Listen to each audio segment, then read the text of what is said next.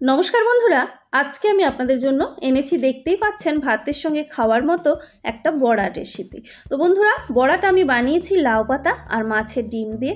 আর দেখেই বুঝতে পাচ্ছেন যে কতটা টেস্টি হতে পারে এই বড়া। তো কি মশলা দেবেন বা কিভাবে ভাজলে বড়াটা একেবারে ক্রিস্পি হবে আর সেই সঙ্গে টেস্টি হবে, সেটাই আমি আজকের ভিডিওতে আপনাদের দেখাবো। চলুন ভিডিওটা শুরু করি। তো এর জন্য নিয়েছি আমি প্রায় 10টা মতো লাউ পাতা।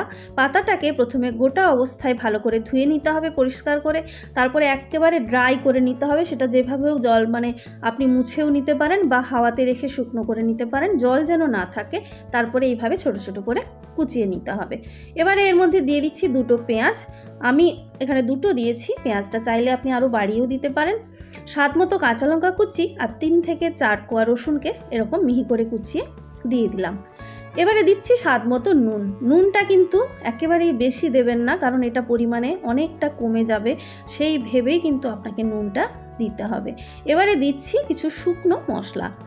আমি দিলাম 1/2 চা চামচ জিরে গুঁড়ো আর 1/2 চা চামচ ধনে গুঁড়ো। হলুদ দিতে হবে এখানে একেবারে অল্প পরিমাণে, বেশি দিলে কিন্তু হলুদের গন্ধ হয়ে যাবে, খেতে ভালো লাগবে না।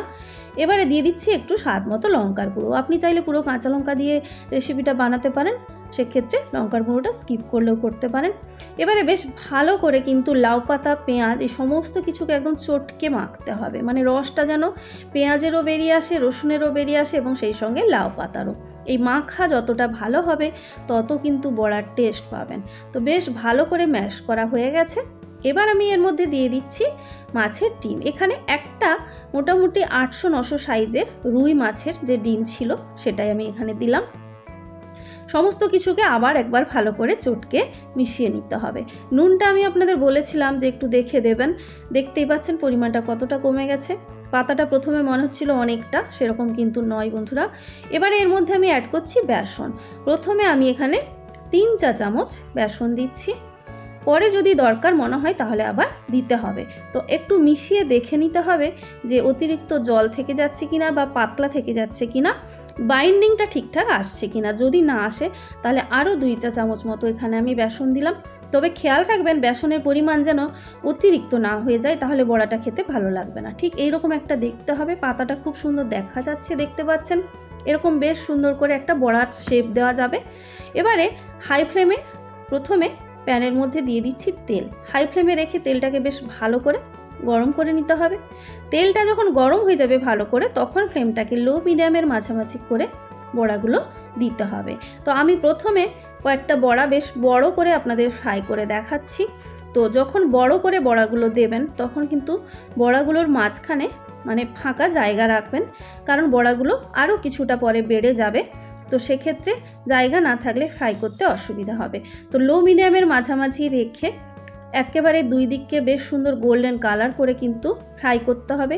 আর দেখুন এইভাবে চামচ বা খুন্তি দিয়ে একটু প্রেস করে এটাকে স্প্রেড করে দিতে হবে বড়াটাকে, বেশ একটা পাতলা পাতলা ব্যাপার যেন আসে, তাহলে ভেতরটা পর্যন্ত বেশ ভালো করে ফ্রাই হবে। এই বড়াটা বন্ধুরা একেবারে পাতলাও ভালো লাগবে না, আবার বেশ মোটা যেন না থাকে সেটাও দেখতে হবে। ঠিক যেরকম আমি করেছি দেখতে পাচ্ছেন, সেই রকমভাবে কিন্তু তৈরি করতে হবে। 2 দিক গোল্ডেন কালার যখন হয়ে যাবে তখন কি করবেন, ফ্লেমটাকে আবার বাড়িয়ে দেবেন।